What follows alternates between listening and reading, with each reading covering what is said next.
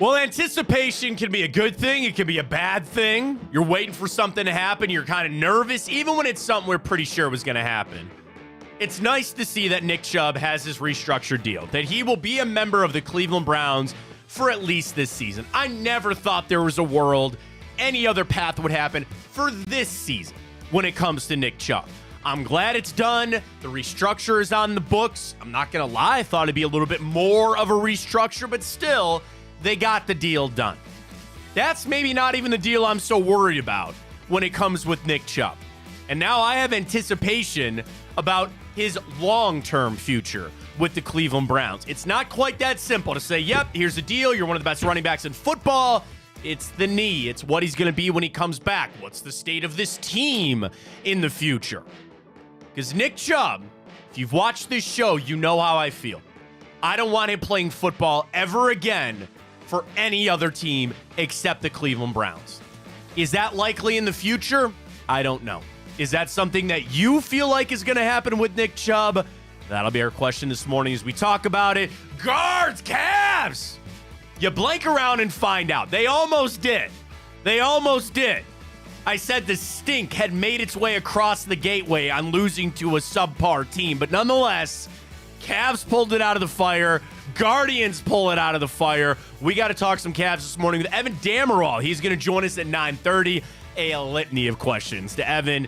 The mask is done for Donovan. Was that the whole problem here the whole time? It wasn't even the knee. It was the mask. He's done with it. We'll talk about that all with Evan coming up. We've got another mock draft, Ryan. I don't even want to see it. 7-rounder. I can't get my guy. 7-rounder from Chris Trapasso. We'll get to that coming up. We got the grid. We got the bracket, which is hot and heavy. We'll get to our Jackets boost coming up. Time up. We got it all on a very busy Thursday right here on Big Play. Welcome to the show, everybody. I am Matt Fontana. He is Ryan Tyler. Good morning. Happy to have you along on what's supposed to be it's supposed to be bad weather today, man. So good thing the Guardians are off. We got a lot to get to here on the show. The Masters. It just works out, Ryan. It's delayed, so that way you and I can get home and watch most of it. Yeah, what are they saying? 10:30. 10:30. 10:30. The ball's in the air. They have the honorary starters. 10:30 balls are in the air. So we're going. So it'll be fun with that. Is it over? Can somebody still place a $25 bet with our Ace at Augusta thing with Tipico? Like, what if I would imagine it's until bet, the first tee time tees off, right? But what I'm saying, what if I got a live bet going? Oh. I wonder. We might need clarification on that. But still, if you can, jump in with Tipico. Use that code Fontana100. When you sign up, you deposit and bet $25. You get $100 in bonus bets to use however you want for the Masters. But we also have our Ace at Augusta contest going on right now. If you bet $25 on the golf tournament and there is a hole-in-one, you will get a piece of $10,000 worth of bet credits. I think we need to find out. Can you text Nick and find out about that? I'm just wondering, it might have been this morning, when they were supposed to tee off. They don't tee off for another hour and a half. We'll get clarification on that with our friends at Tipico this morning. But the Masters, always a fun time of the year, and we got it going for you right here. News coming out this morning, bring news, Nick Chubb's restructure. So of course, we all expected it. I think the only thing I was interested was to see the dollars and how much they actually could restructure. And I start right there to say, I thought it might be a little bit more. So this is where it's at. He lowered his base salary to $11.75 million with a chance with incentives to get it back up to the near $16 million that it was. Was it near 16 or near 17 million? Hang on. Because my whole point was I thought it'd be more. I thought they'd restructure a little bit more off of that. Okay, so here it is. Mary Kay's got it. Okay, here are the numbers. They significantly reduced his base salary to 11.75 to lower his cap number. His cap charge was 15.8 prior, so it was almost 16. And they have a chance for him to make the full 12.2 base, including the incentives. So, amateur capologist here, they saved about $4 million, right? That sounds like what it is. I don't know. I just thought it might be a little bit more. Now, you got to be respectful to Nick Chubb. You got to understand that any little space that you can get for draft picks and other stuff, we'll see. Can I tell you why I think that's important? That tells me they don't want to burn a bridge here. With this negotiation that they had with Nick Chubb, they didn't walk in there and slam it on the table and say, you're down to $7 million, buddy. We're cutting this in half. They gave him more than I thought they actually would in a situation where they didn't maybe need to do that. And I'm biased in this. I don't want Nick Chubb to play anywhere else. And I'm not the keeper of the cap for the Browns. So I'm like, good, pay him his money. I don't care. I just want him here. That's all I care about. So for Andrew Berry to be able to save a little bit of money, but also make it not insulting towards Nick Chubb, I think tells you they want to leave that door and path open to an extension after this season. Now, I completely understand. You need to see Nick Chubb back on the field. Rehab sounds like it's going great. He's already jogging. Fantastic. You need to see him back on the field before we talk about 2025 and 6 and 7 and all that down the road. So I'm happy that at this juncture, it seems like this was a positive negotiation. How many times in the league do we see players sit down or teams sit down with players and go, you don't have a choice here. You're taking this pay cut. There's no question to be had here. And the player gets all upset, and that bridge is burned. That player plays out that contract, and they say, I'm out of here, man. So I thank Andrew Berry for this. Because just on the surface, not that I was in on negotiations, Ryan, I feel like this was fair to both parties. And the Browns played this in the right way of not upsetting Nick Chubb. There's a lot of other things that are trickled down off of this, right? You talk about the Watson restructure, what they still haven't done yet. You talk about what the future might be for Nick Chubb. And I also look at this Browns team to say, you need to keep a little cash on hand for your draft picks, and you need to keep a little cash on hand for in-season. That's it. There's no other moves to be made. Now, you still need to get Jeremiah Owusu-Koramoah a contract. Sounds like they're picking up Greg Newsome's option for next season. That money doesn't hit now. And maybe there's another extension out there that they'd like to get done, maybe during the season. Might even be Jed Wills, I don't know. But you got to keep a little flexibility. I was shocked that it wasn't more. I was. But I'm happy that it's not, because it sounds like they're still trying to keep that door open with Nick Chubb. Now, the flip side to that could be they're giving him this decent payday and not cutting his salary enough because they know that that's probably going to be the last deal that he gets, and paying him for what he's meant to this team. I don't want to think about that. I don't want to be on that side of things.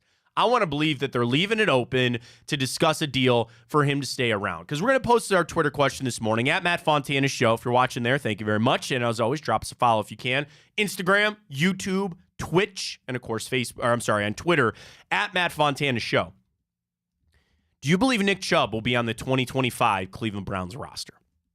If I get a snarky, smart-ass tweet about him playing for the Browns in 2025 because we have regular season games in there, I'm just going to lose it, okay? Just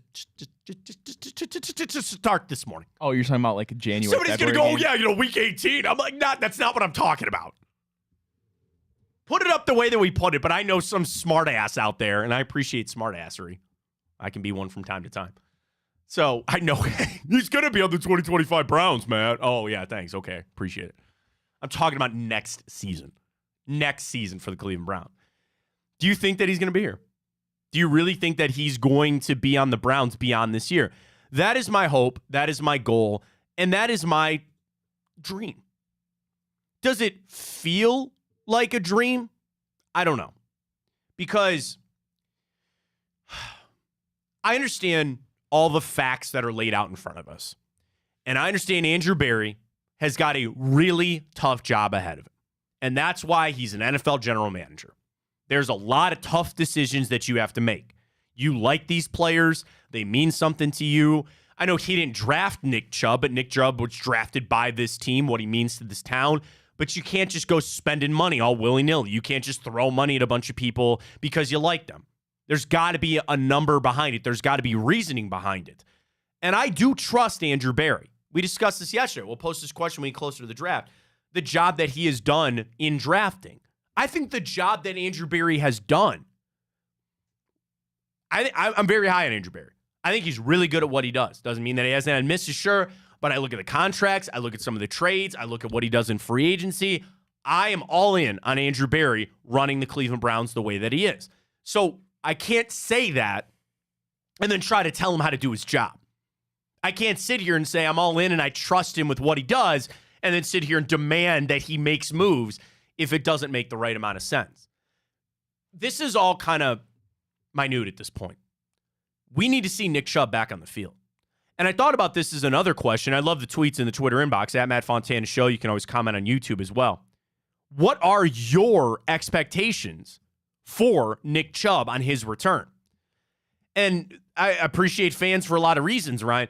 There are some out there that don't even think this knee problem is an issue, right? They're like, oh, he already overcame one at Georgia. And they're maybe hoping more than anything he comes back and he's a semblance of the same player that he was prior to the injury.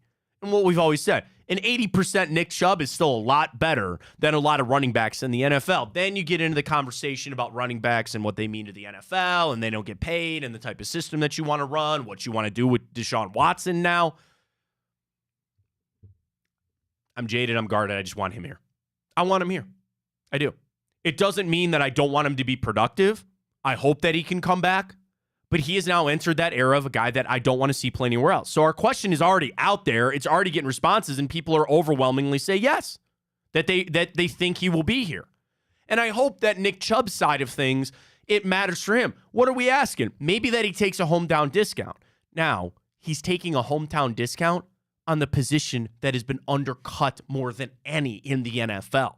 You're not asking a quarterback to swallow $10 million just because he wants to play here. Running backs are not getting paid, and I think that factors into this on Nick Chubb's side of things, right? When he sits there and he says, nobody's getting paid, so why not get paid in a place that I love, a place where the fans love me, a system that at a point you were a big part of, because that's something else we can't forget about this. This system is not the same anymore. This system has evolved. And there was a point that Nick Chubb was the focal of it because you didn't have anything else. And you were able to run the football because he was that good, and you were doing it a little bit different than the rest of the league. It's not how the Browns are going to operate. The Browns are going into this like the vast majority of other teams. This is on our quarterback. And we need a running back, sure, to do these things and be effective here, but it's not a run-first team anymore. So there is a new system. And again, here I come trying to grease the wheels for Nick Chubb to stay here. I don't need the same thing anymore. I need a little fraction of what it was. I don't need him carrying the football 25 times a game. Be efficient with your 17 carries. It's on Deshaun Watson. We move on forward. And then the recycling of running backs. You can find one in the draft. It's the committee thing, all that kind of stuff. I just want to set so much of that aside. I try to so much with Nick Chubb. So I'm excited that he's here. I'm excited that he's back. Not that he was going to go anywhere. But Ryan, just on the numbers and my view of this, just kind of from a 10,000-foot side of things, I think they did a good job of being respectful to Nick Chubb and leaving that door wide open. If this had gotten messy, if this had come out that they were in really hard negotiations, that they were fighting for every penny, or that this didn't get done until training camp, then I'd be really worried. I think this was on their list. They got to it. It's still relatively early in the offseason. You're before the draft. Even this on that $4 million, Ryan, that they saved, those are your draft picks. That's it. You don't have a first-round pick that you got to pay a lot of money to, at least right now. But that $4 million that you saved on Nick Chubb's deal today, that's pretty much going to allocate for your draft picks. And now the money that you had prior, not a lot. Maybe you can do something else. I don't know. And then, again, maybe other restructures, whether it's Amari Cooper. I'm holding strong on it. I don't think they're going to do Deshaun Watson. I don't. Time to show something. Time to prove something here. I'm happy that Nick Chubb is here. I think this deal went about as well as they could have asked for. Yeah, for what Nick Chubb has meant to this team, to the city, to the fans, no doubt that they did the right thing by him, I think. You look at the money, right?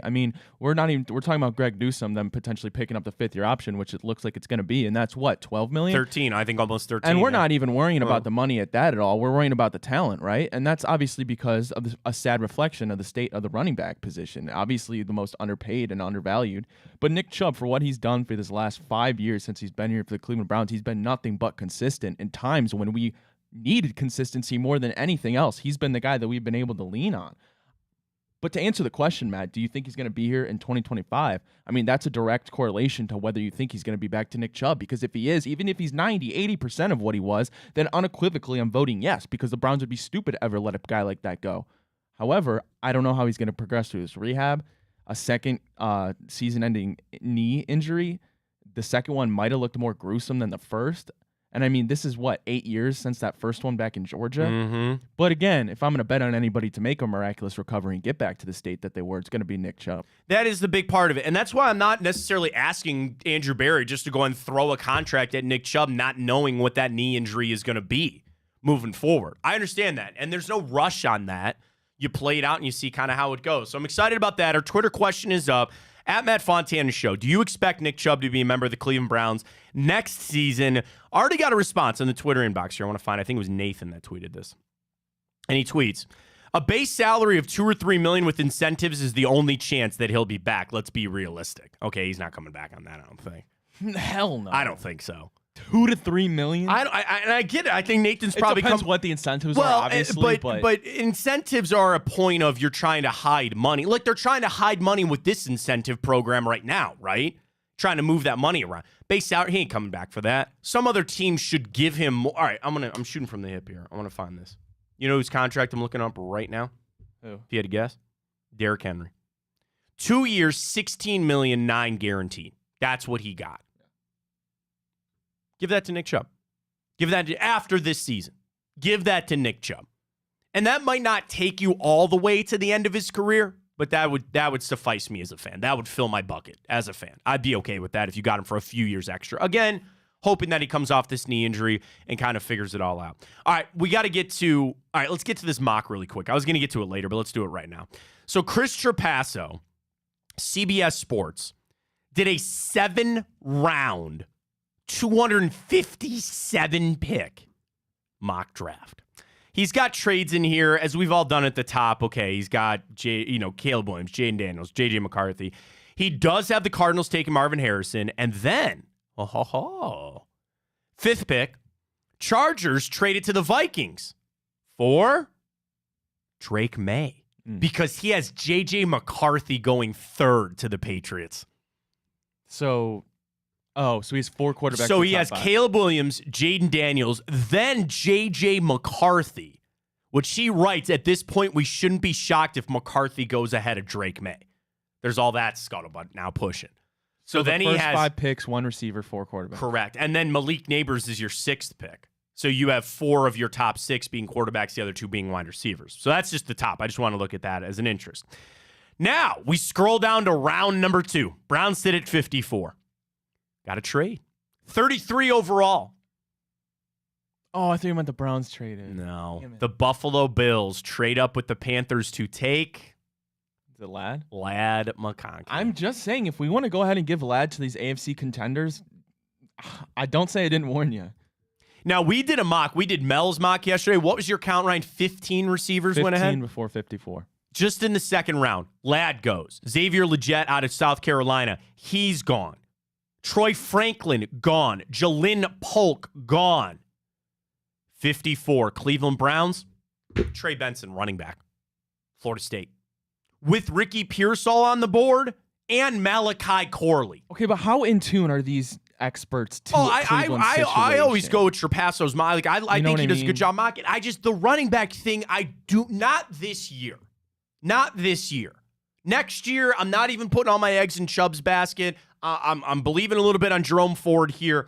The Trey Benson one is that I just don't get, especially with Malachi Corley still on the board. Granted, there's a lot of receivers that have come off, but if he's still there, I don't see that. He's got Bo Nix as a third-round pick, by the way. I'd rather take a tackle at that than a So running that's back. a lot of people are starting to get on the receiver tackle front because there's just so many good ones that you should be able to get maybe a borderline first-rounder there at 54. Rest of Trapasso for the Browns. 85. Dominic Puny, offensive lineman, Kansas. 156 in the 5th round. Jordan McGee, linebacker, Temple. 6th round, 206, Walter Rouse, offensive tackle, Oklahoma. And your final pick in the 7th round, corner Beanie Bishop out of West Virginia. So if it running back, not a single receiver. Not a single receiver in Trapasso's mock. I don't think that's happening. What's he got? A corner, an offensive lineman, which are two positions that I would draft every single year. A linebacker and a running back. I'm sorry, 2 offensive linemen. Two offensive linemen, a running back, a linebacker, and a corner in Chris Trapasso's mock. They're taking a receiver at some point. There's no way that they don't. Yeah. So I would hope that'd be at 54. I'd love to see. He's got Rome Wilson falling all the way to the 3rd round. So again, you talk about taking a running back with Malachi Corley, Pearsall, which I know people worry about his age, and Rome Wilson all still on the board. Jermaine Button out of Alabama still on the board. I think they're going wide receiver. But that's Chris Trapasso's mock this morning. Want to flip it over. Let's talk a little bit about the Cavs tonight. Last night, I should say. Great job by them. Okay. It should not have been that close. They put out a JV squad. I was listening to the broadcast. I listen to the radio broadcast a lot when I'm putting my daughter to bed. Shout out to Tim Alcorn and Jim Jones. They're the best. Dude, how many guys were playing for the Grizzlies last night that they just signed this week? Yeah, man. And no Jaren Jackson. We know John Morant wasn't playing. And you had to scrap. I'm going to try to be the eternal optimist. We'll talk to Evan Damerol about this coming up in 10 minutes. Is that maybe a win that helps them to get some momentum back? Donovan played well, thankfully. Shot is there. He said he's done with the mask. Maybe that was a win to get the juices flowing again. You got a big one tomorrow night against the Pacers. The seeding is actually kind of playing out the way that you want. It's not exactly. So you wake up this morning, you're back in the 5 or 4 seed. Yeah. We play the Magic at home. And you're a half game back of the Knicks. Who do the Magic have But tonight? that's the thing. At that point, does it really matter? Because who would you rather play, the Magic or the Pacers at that point? It's kind of moot, but I just want the home court. The Magic had the 76ers tomorrow night and then the Bucks on Sunday. Everybody plays Sunday. And then the Knicks, who have clinched a playoff spot, or clinched... That's the crazy. They got the Nets and the Bulls, so that should be a washout there for the Knicks. Who's in the correct? Just so I make sure. Yeah. Is it the Heat or the Sixers in the 7th spot right now? The 7th spot of the 76ers right now. That's what I'm saying. At that point, honestly, I'm glad as hell we're not the 2 seed. I would much rather face the Magic or the Pacers than the 76ers. So here's the thing. The Pacers... I don't think the Bucks want to meet them in the first round. The 76ers are a game Especially back of the Pacers. With Giannis hurt, I know, right? That's the Bucks' worst nightmare. Right. And then also for the 76ers, you're going to get their best test. I'm talking about them because they play the Magic. They want out of the play-in tournament. So the Pacers, who have a game lead on them, you are going to get the full brunt of the Pacers tomorrow night. They're not taking that off. So it's setting up how the NBA likes it. You got drama with several different games. Again, we'll talk more about the game specifically last night with Evan Damerol, but I hope that can turn the tide a little bit. Wait, how far back are the Sixers from the Pacers? A game. One game. Am I correct? Okay, maybe I'm running scared and I just got this. Pacers have us and then the Hawks. Maybe I'm just running scared or I'm kind of putting too much on the Sixers because I think they scare me the most, obviously, besides the Celtics. Sure. Honestly, Matt, I'd almost rather lose the home court to play the Pacers than the Sixers, man. I don't want to meet the Sixers in the first round. Well, right now, you're talking about if the 76ers jump on up. Yeah. You're talking if we lose and we go back to the 5 seed, you're all but assured that you're going to face the Magic. I do not want to play the Sixers. See, but here's the thing. The Magic and the Pacers are tied. So those two could flip. You could drop back. I guess there is a crazy world. The 76ers win out. I mean, here's the thing. Cavs lose out. 76ers win out. And the Magic, well, I guess you'd beat the Pacers. So you're not going to go, if you win out, well, let me put it this way. You're all but assured you're not going to the play-in tournament. Because the whole point is, even if the 76ers advance, then they would still beat, there's games to be played here. But I'm just saying, like, you're not in the play-in tournament. You're not going to do that because these teams play each other a couple of times. Talking about the Cavs and the Pacers. But wait. Oh, no, I'm getting confused with the Magic. So here's what I was trying to say. Let's say the Cavs lose out. That means the Pacers would get a win, and they could jump up to the 4 seed. The Magic play the 76ers. So you would believe whoever loses that game might fall to the play-in tournament. That's what I'm trying to get at. And then if the 76ers jump up to the 6 seed and you lose out, then you'd be the 5-4 seed or the 4 seed, but you're not getting up to the 3 seed to face them. I guess you're only a half game back in the Knicks. That could happen. A lot of games, man. A lot of games to be played. You're right. That's what I'm saying. I'd almost rather stay in the 4 than go to the 3. I'm fine staying in the 4. I want the home court, but you're right. To the point of 3 versus 4 and then 4 versus 5, you're kind of fine staying where you're at in the 4. Man, it was nice when we had LeBron. We didn't have to worry what seed we were. It didn't matter. You're 4 seed. You're still going to the finals. That's how it rolls out. We'll talk more Guardians as well. I don't like them having to do all this comeback stuff with the Naylor brothers. On National Sibling Day, by the way, yesterday. There you go. Look at Ryan's shirt. Is that a Big Play exclusive? Why do I not have one of those? Cody designed it. Yeah, it's got the Big Play logo on it. I work for Big Play. Can I get some swag over here, please? You can get whatever you want. Well, you just got to tell the right people. I texted Cody. I wanted the Cavs shirt. He's got a killer Cavs shirt that I want. Anyway, we'll get to that. Hey, you want some of that merch? Ryan, show them that beautiful T-shirt again. You want that shirt? Where do they get it, Ryan? BigPlay.com. That's damn right, BigPlay.com. All our merch is there too, folks. It's all there. I've had some small requests for the Matt Fontana mug. Okay. Limited edition, by the way. I've had some requests. Maybe some T-shirts. We can get that rolling. BigPlay.com is where it's at. We got more Guardians coming up later. Plenty more Cavs and the Browns. Speaking of the Cavs, Evan Dammerall is going to join us next. I have so many things to ask about Donovan Mitchell, where this team is at. We got it all locked and loaded. Masters Tipico, folks. Download that app. Even if you missed out on the Ace at Augusta contest, still, deposit and bet $25 on whatever you want. Get your $100 in bonus bets for new customers with the code Fontana100 and get geared up to go for the weekend at the tournament. Check it out. Tipico, download the app, code Fontana100. Terms and conditions apply. And if you have a gambling problem, please call 1-800-GAMBLER. You want to get in the action this weekend for the golf. Do it with Tipico. Do it. And you, again, as a new customer, get that bonus bet. And we got to figure out, we're going to get an answer on if you can still enter the Ace at Augusta contest or not. We got that rolling. The boosts are still up.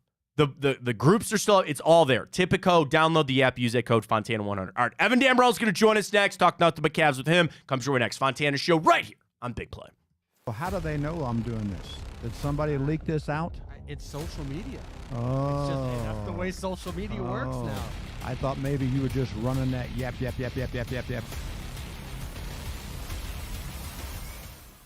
Welcome to Big Play, a sports media team that started back in 2014, and now we're not in a garage.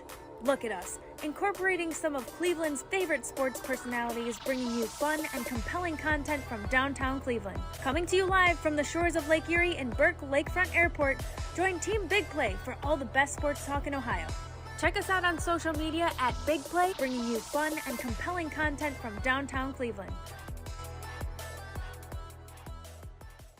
Anthony Schlegel, just how physical he was. You saw the girth and the power and everything he was bringing to the table, especially when he was a nice beefy 255 playing middle linebacker. We were called soft last year. You don't want to be soft, especially when you come to the playoffs. So that's going to be a process throughout this season of establishing us as a harder team here in the How does an Ohioan build the perfect parlay?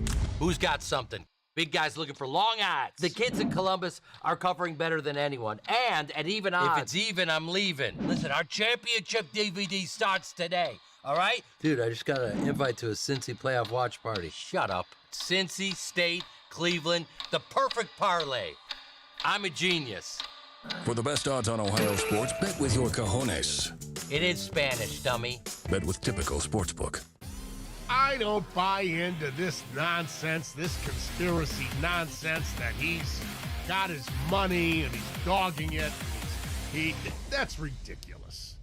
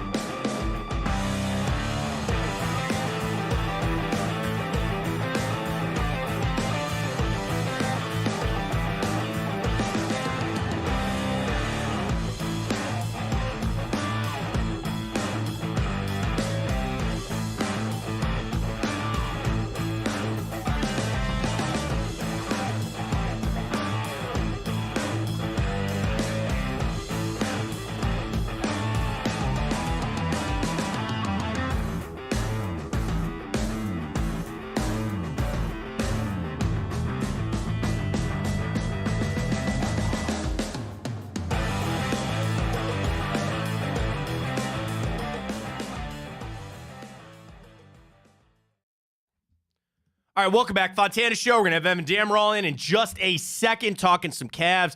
My biggest thing with Evan, last night, I feel better about the Cavs having to put up a fight and getting a win. It's the overall picture of this team going into the playoffs. And that's where I really want to ask Evan about what he is seeing, the changes that he has seen with this team, right? They've had so many ebbs and flows of the season. At this point, what is this Cavs team entering the playoffs starting next week? What are we seeing? Is Donovan Mitchell back to health? He's ditching the mask. Do we just blame the mask for all of his problems? Where's the knee at? There's a lot with this team where I still hold out hope that they're going to get a first-round win. We bring in Evan Damroll. Follow him on Twitter, MNotEvan, down Euclid for everything that you need. Evan, appreciate your time. I loved your article the other day talking about the Cavs and just kind of where they're at. I got a lot to throw at you here, Evan, with a lot of stuff. So number one, I'm still optimistic the Cavs are going to get a first-round win in the playoffs, whether it be the Pacers, whether it be the Magic. Now, I watch how this team plays. They can be Jekyll and Hyde. They can show up and not. Evan, first question of many that we got to get to, are you still confident that the Cavs are going to get a first-round win, regardless of the opponent? So the Jekyll and Hyde complex is a good way to put it. This is a hard team for me to evaluate. I believe in my heart of hearts, yes, they can get out of the first round just because they are more talented than the Pacers or the Magic. But they also could be a team that gets bounced in the first round, or they're also a team that could go on like a legitimate run in the playoffs just because we have seen them at their highest, we have seen them at their lowest this year, and we really haven't seen them be consistently steady in that middle, just that gray spot, that massive duality of the spectrum there. But I think, yeah, I was talking with my co-host Chris Manning about this. Sure, you would rather be the 2 seed or the 3 seed, depending on how the East standings shake out. But if you're able to be 4th and you draw Indiana or Orlando, it's not a bad way to start your playoff run. It's better than playing like Miami or Philadelphia in the first round, which would make your life a whole lot harder. It all comes back to Donovan Mitchell. Evan, where are we at with Donovan? He said last night he's not wearing the mask anymore, so it's very clearly something that impacted him. The knee, last night, I was kind of more excited to see his jumper. As important as legs are to a jumper, I felt like that was what was hurting, the attacking of the rim. Where do you think we're at with Donovan Mitchell and his injury, the mask, all that kind of stuff? I think last night was encouraging. The mask thing is funny. I asked him about it, and he said he honestly just forgot that that he had it on, and then he rolled with it after the fact, which, knock on wood, it didn't aggravate anything because he had noted like he got whacked in the face at the end of the first quarter. But I think we're in a good spot just comparatively to where he's been up to this point, and I think it is going to be a balancing act. He did say it's a mixture of how hard can he push his knee physically and also just like a confidence thing as well. And we're seeing just like, I guess, encouraging signs. Even when his shot wasn't falling and maybe it felt like he was pressing a little bit, which you maybe want him to do, especially against a team like the Grizzlies after they built that lead they did.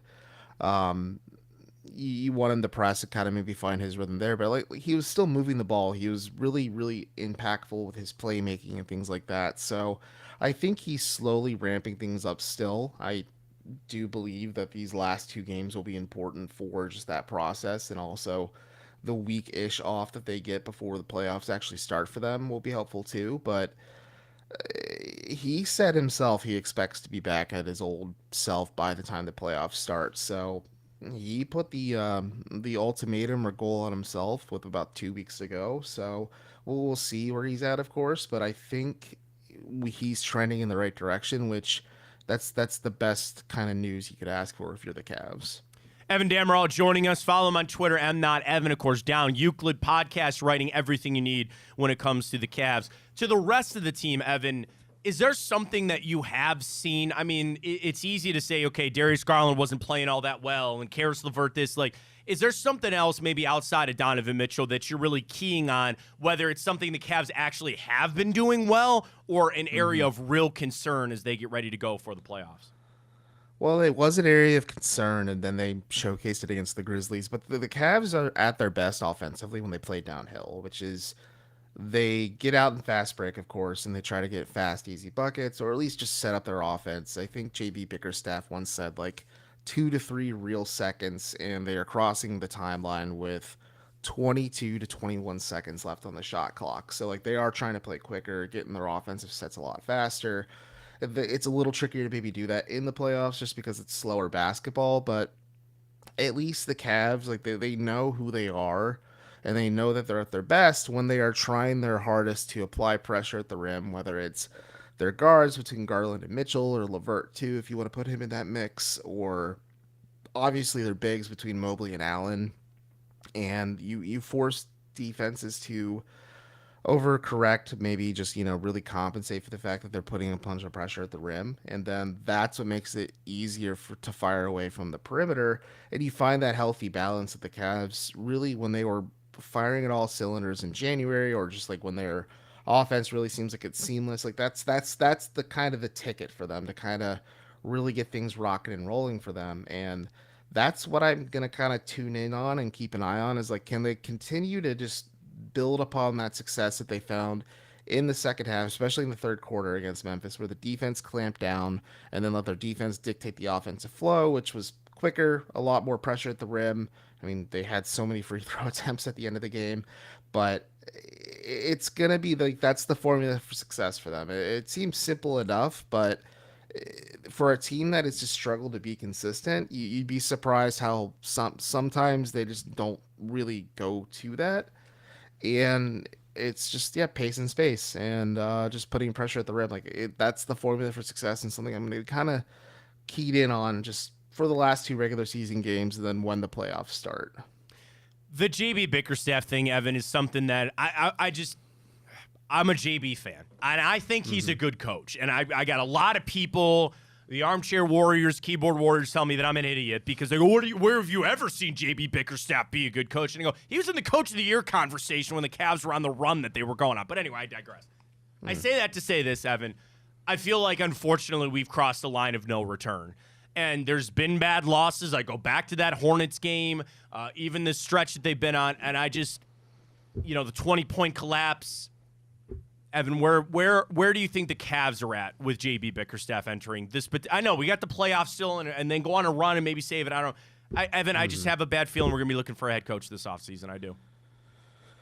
I agree. Okay. I think the way the Cavs operate as an organization, they aren't very reactionary, unless like it's like an absolutely dire circumstance, of course. And the best example I can think of is when Kevin Pangos took over as starting point guard, and they immediately traded for Rajon Rondo like the next day, because like it was clear they needed a starting point guard out there. But I will think the Cavs will evaluate the highs, the lows, the good, the bad, but are they at a point now where JB has done everything he can with this roster? Has he done all he can do? And is this as far as he can take them?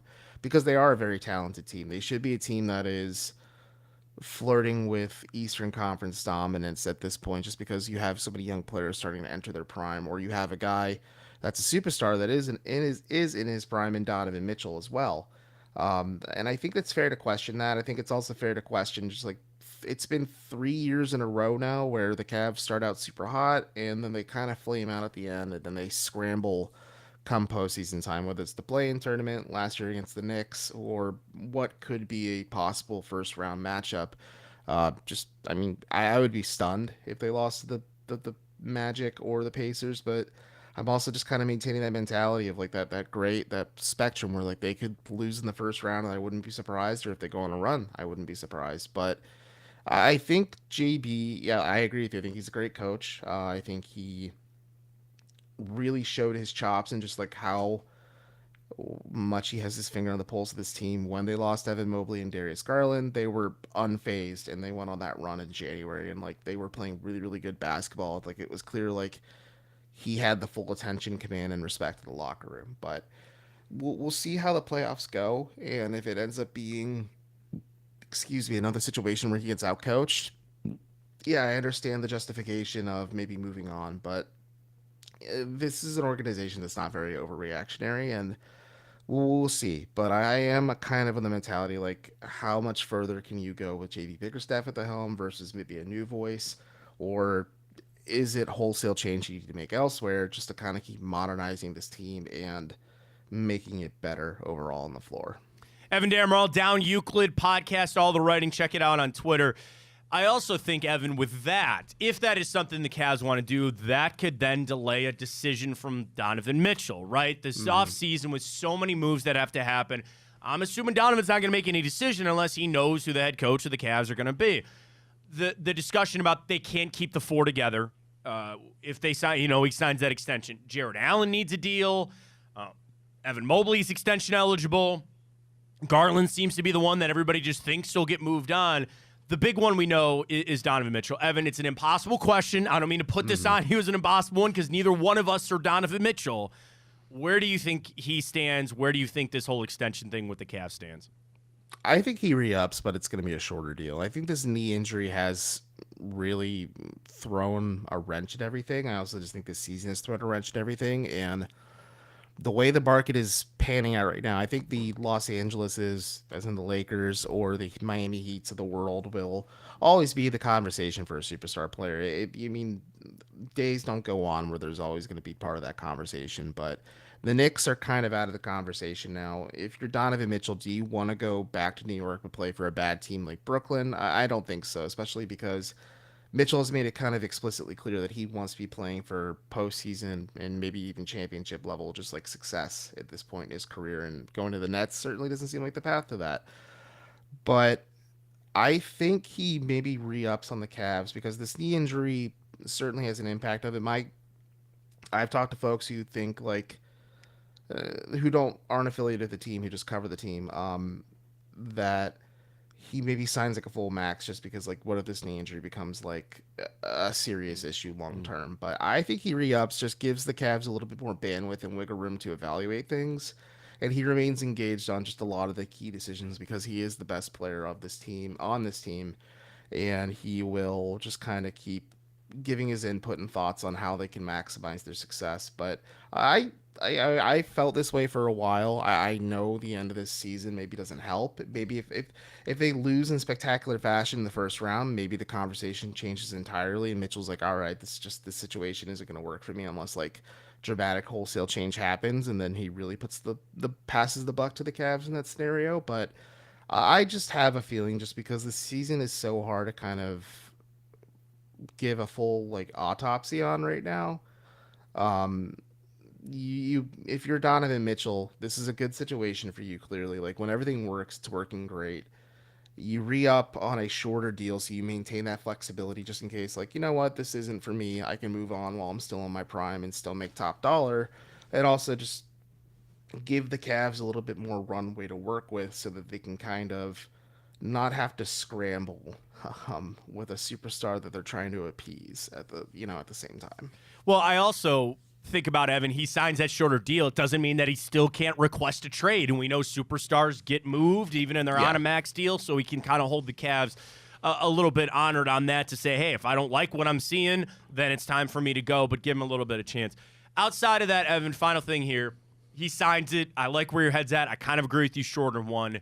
Then what other moves do you see the Cavs having to make, knowing that they can't keep it together? Do you think there is that extension maybe now for Jared Allen, Mobley, trading away Garland? Just what do you see the trickle-down effect being for the rest of the team? I don't think they trade Darius Garland necessarily because Garland is the most talented point guard Mitchell's played with, and I think it's weird because this season they just haven't clicked. And last season, like they clicked almost instantaneously, which was still my biggest surprise. Is just like the fact that how they played at points this season is how I expected last season to go versus what we're seeing this year, and versus last year. But I think you just really have to have the wholesale conversation of, okay, is Evan Mobley a 4 or is he a 5? How much further can we go with 2 7-footers in the lineup? Just because Jared Allen doesn't shoot threes. Evan Mobley is starting to shoot threes, but like isn't like making it like a wholesale like part of his offensive diet. But do you want him to be like a big that can flare out to the perimeter at times, more so thrives in the interior? And like you're starting to notice like the Cavs function a lot better when it's just one big man out there and 4 shooters surrounding them. Do they want to kind of embrace more of that modern approach versus 2 defensive pillars like you have in Mobley and Allen, and then you have that conversation there? But I think the financials will really play a part in this. I think Allen making $20 million a year certainly helps. Mobley will probably get a rookie max extension this summer too, just because of the talent alone, even if he hasn't really put it completely together on the offensive side of the ball. And injuries have played a part in that too. But I think it's just like, okay, do we have to shake up our bench? Do we maybe move on from Karis LeVert? Do we need to entertain like how much money is Isaac Okoro going to demand in the free agency market? Or do we have to kind of find a scenario where it's a sign and trade where he signs with another team in restricted free agency and the Cavs get like either draft picks or assets back and they kind of flip that into something else?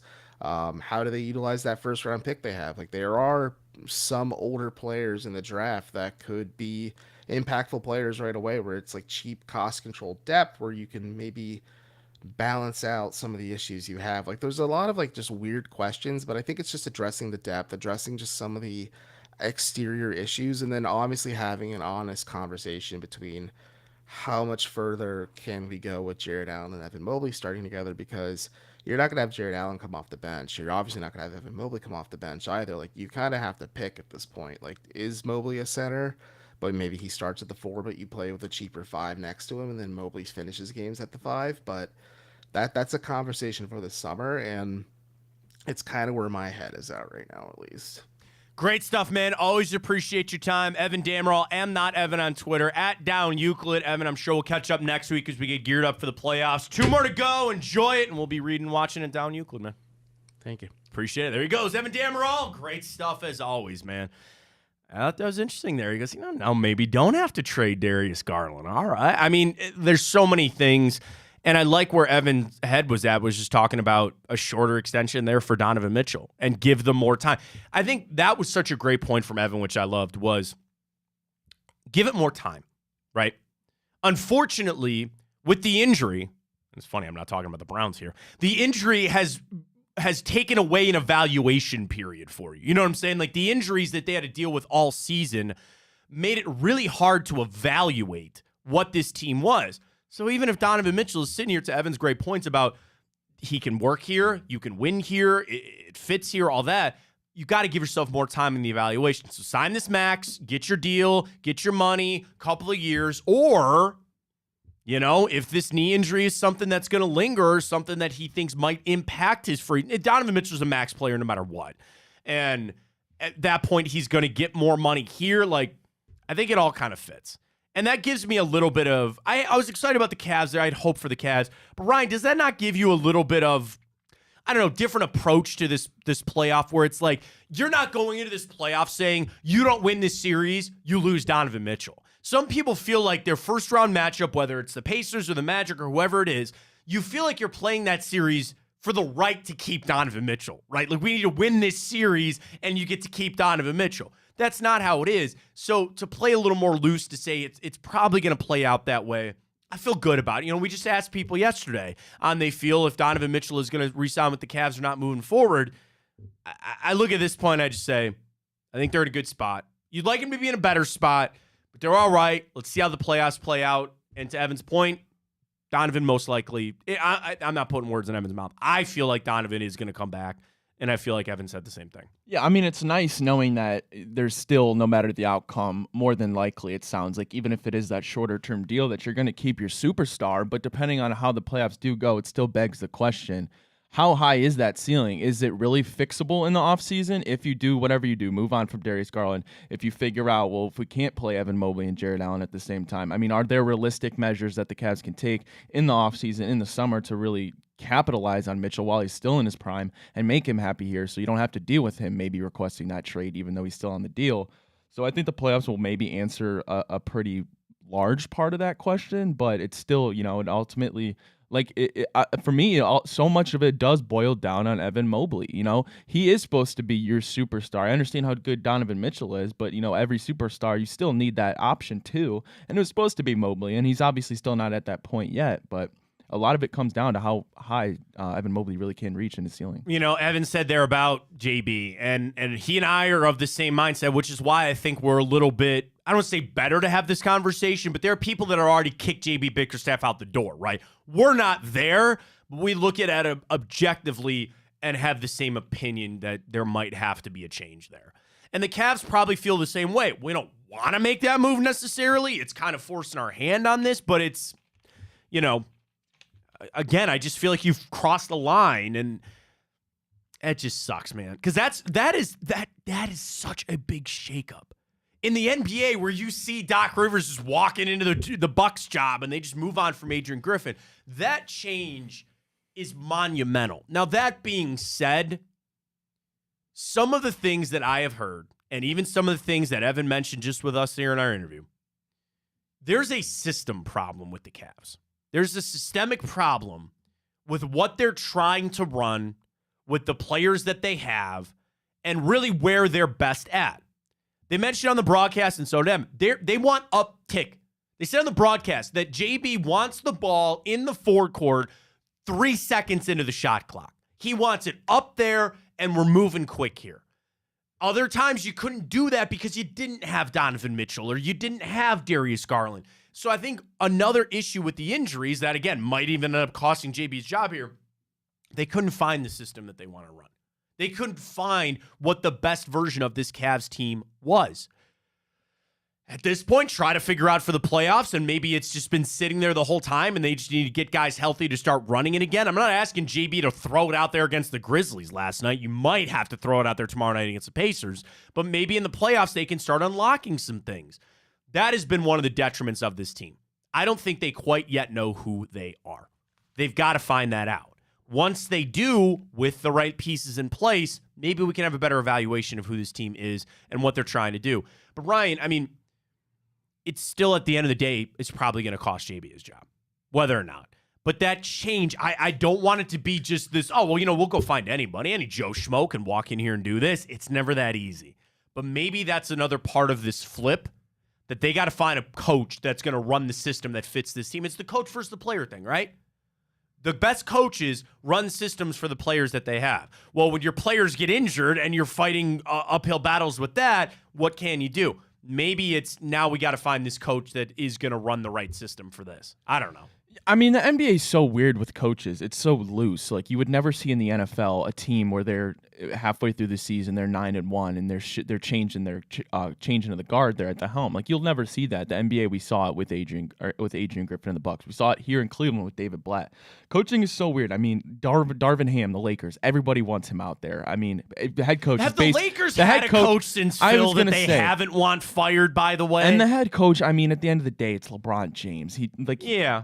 Loosely, I understand that it's still Darvin Ham, but the NBA is weird like that. And maybe, we always have the conversation, is JB the guy that can get into the playoffs, but then after that they fizzle out? Can you really reach them, get them to that championship level? I don't know. The answer right now would seem like it's no, but really, I mean, this is the real test. It's the playoffs, obviously, and I mean, obviously last year you didn't have success, but I mean, if he goes ahead and they go to the Eastern Conference Finals and you see that the Cavs are what they're supposed to be, I mean, how could you really then say, we're changing guard now after we just went to the Eastern Conference Finals and it finally looked like it was working? We're really going to risk changing that when maybe another year, then we'll take a step further? You don't want to make the decision in a vacuum, right? You want the whole season to see what was true. And that's the problem. And what if Donovan Mitchell comes up and steps up and says, hey, Kobe Allman, I love JB Bickerstaff. Yeah, right. I want to stay here because I like him coaching. Maybe, and that's the thing, to step up and say it wasn't him. It was the injuries, right? That's the debate that I had with people when JB came out and said they gave bad effort against the Hornets. I freaked out because I go, it's not always on the coach. Let's put some of that on the players. Don't forget that. They got to look at everything this season to truly answer the question, who is this Cavs team? Really, who is this team? I don't have that answer. Maybe Kobe Allman's got a better answer. You never got your true vibe of what this team is or who they can be. Good news is you got a playoff run to solve that. You hope they did. You hope, and you believe. But I don't know who they are right now. I thought I had an idea, and that got thrown out the window due to injury. Now, everybody's back, relatively healthy. Let's see what they got. Let's see. Maybe this is it. Maybe this playoff run is to tell you who this true Cavs team really is, and maybe you make your decisions after that. That's maybe where Donovan's at. That's maybe the Cavs are JB. We'll figure all that out. All right, morning update coming your way. We got more Guardians. We got Cavs. We got Browns. We got a lot to get to with that. We'll get to the grid. We got time up. We got it all, Ryan, including a way for somebody to win that beautiful T-shirt that you have on right now. Show everybody your shirt again, please. Absolutely. There it is. The Super Cleveland Brothers shirt, which we told you is on BigPlay.com with our merch. Well, this is how quickly we work here at Big Play. The tweet's already been sent out. You have a chance to win that shirt. Go follow Big Play on Twitter. You'll see the tweet. All you got to do is follow Tipico and then like that post. Already 46 people in on the like, and we're going to be giving out that T-shirt to somebody. The shirt's sick, man. I love that shirt. I entered. I need it. I entered. I want to win it. So go follow us at Big Play on Twitter. And folks, Big Play, not only do these giveaways from time to time, we've got stuff with Tipico. You've got all the shows. Come get some. Blake and Greg Williams. Actually, this week they were talking about some memories with Steve McNair. I loved Steve McNair, man. He's such a good quarterback. And he was talking about the draft and Greg Williams and all that kind of stuff. You have Drennan last night. I know he was all fired up for the Masters, ready to go. Yeah, he was. Us. Return. Josh and Maria Cribb. The Big Play Cleveland show. It's all there. Enter the jungle. Tonight, Big Play Cincinnati show with crew. Yes. There we go. I saw they're starting to do Big Play Cincy boosts. Well, not only that, Tipico. I saw some of their swag. They got some hats and stuff going out there. So it's great stuff, folks. Big Play is where it's at. Just follow us on Twitter at Big Play for all the shows, all the giveaways, everything that you need. I can't wait to just beat the Bengals and be able to talk to them. The Smack Talk that week. I got to get hooked up with, was it Drew that said he runs some COD? Yeah. Yeah, was it him or the Bangalorean? I think it was Drew. It was Drew. Little Big Play Cleveland versus Big Play Cincinnati show, Warzone tournament. You and I run. Dude, that would be sick. Well, who else games for us here? Josh? It would be the funniest thing in the world. It is really if Blake or if Greg Williams was like, no, I run COD. I'm like, yes, let's go. It would really probably, I think Big Play is really just me and you, I think. I don't think Padone Big games. Play, no, he doesn't. Okay. I mean, Josh, I'm sure he does here and there, but he's so busy. I know. So here's maybe what we do here. All right. We would just COD. Oh my God. Let's clip this and send it down to the boys down there. We're calling you guys out here, up here. I want Bangalorean games. We need to find that out. I'll leave it up to Drew. He can pick whoever he wants. Ryan and I. Oh, we would smack them. So here's what we do, all right? And we'll stream this. We got to stream this. We'll get it on Twitch or something. And here's what it is. Kill race. You and I versus him and whoever he wants. And we just enter the same game, right? Because that's how these big tournaments run. Should we do? And then it's just whoever gets the most amount of kills. Would you rather do Warzone or just a straight 2-2 in a lobby? Well, see, 2v2, like you're talking about multiplayer, right? Yeah. Yeah, that I would be better at that. I'm not going to lie. I've not played a lot of Warzone. No, I would be way better at the 2-on-2. So would I. Like, what if we did like 2-on-2, just like a 7-round game? Or Gulag would be perfect. Gulag would be perfect. Gulag would be good. My buddies and I used to run Gulag with gun game, where you got to keep going up, and then if you get knifed, you go all the way back down. That was a lot of fun, man. That was a lot of fun. So we'll set this up. Remind me to clip this. But the challenge has been sent out now to the Big Play Cincinnati show. Ryan and I, Call of Duty. Yeah, Call of Duty. That's it. And then we'll figure out if they want to run Warzone. I think that works the easiest.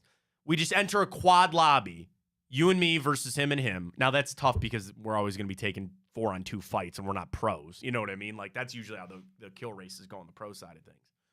Figure that out. We'll stream it.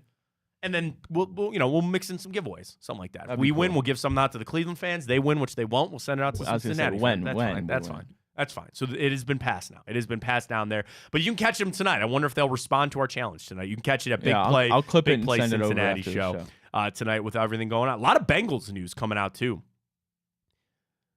See Justin Jefferson a little jealous of Jamar Chase and Joe Burrow. They got to let him go, man. Let him free up there in Minnesota. Let him go somewhere else. Just keep him away from Cincinnati. I'm sorry, that dream will never happen. That's too much money. That's a lot of money. I know. But the LSU connection there, though, that'd be something there. So we got it all for you. Masters, the pin locations are out. We got it. Morning update's going to come your way next day with us. Fontana show right here on Big Play. Well, how do they know I'm doing this? Did somebody leak this out? It's social media. Oh. It's just, that's the way social media works now. I thought maybe you were just running that yap.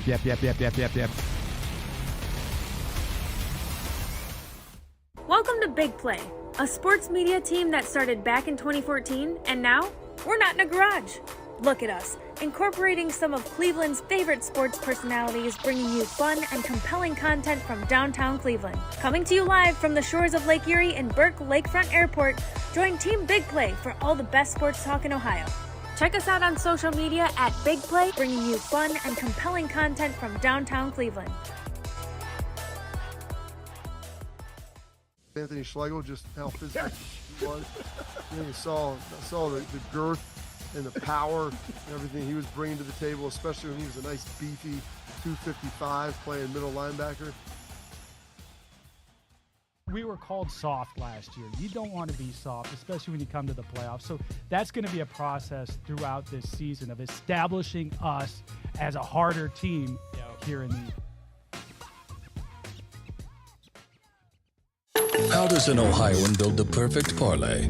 Who's got something? Big guys looking for long odds. The kids in Columbus are covering better than anyone. And at even odds. If it's even, I'm leaving. Listen, our championship DVD starts today. All right? Dude, I just got an invite to a Cincy playoff watch party. Shut up. Cincy, State, Cleveland, the perfect parlay. I'm a genius. For the best odds on Ohio sports, bet with your cojones. It is Spanish, dummy. Bet with Typical Sportsbook. I don't buy into this nonsense, this conspiracy nonsense that he's got his money and he's dogging it. That's ridiculous.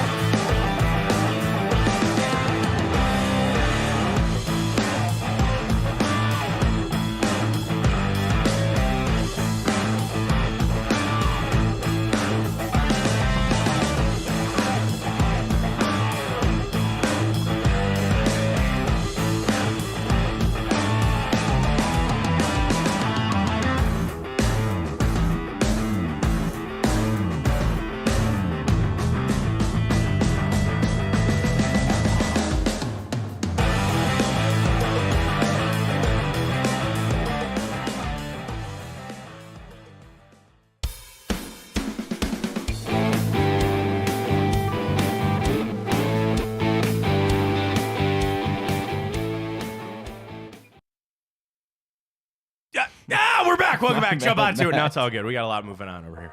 I got distracted. I was done. You were looking Call at of Duty. Oh yeah. We're good to go.